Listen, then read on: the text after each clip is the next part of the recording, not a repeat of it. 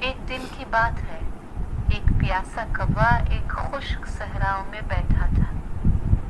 दुनिया के सबसे गर्म मौसम में कौवा को बड़ी भारी प्यास लग गई।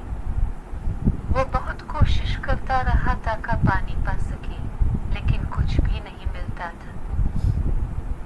कौवा बहुत परेशान हो गया और उसकी जान में खतरा आ गया। वो पानी के बगैर नहीं रह सकता था। एक दिन कौवा ने एक किले के दरख्त पर एक परिंदा देखा जो पानी में खेल रहा था। कौवा ने परिंदे से कहा, मेरे दोस्त, मैं बहुत प्यासा हूँ और मैं पानी नहीं पी सकता। क्या तुम मुझे थोड़ा सा पानी दे सकते हो? परिंदा ने दिखाया कि वो बहुत शर्मिंदा होता है और कौवा की मदद करने के लिए तैयार होता है। इसने अपने मुंह को पानी में डुबो दिया और कौवा को पीने की इजाजत दी।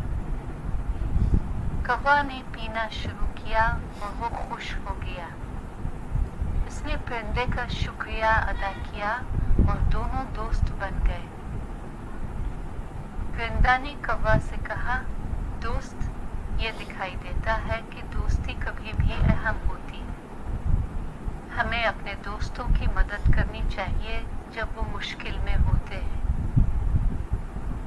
प्यासा कौवा और परिंदा दोस्त बनकर अपनी दोस्ती को मजबूती से बढ़ाया और खुशी से जिंदगी गुजारते रहे।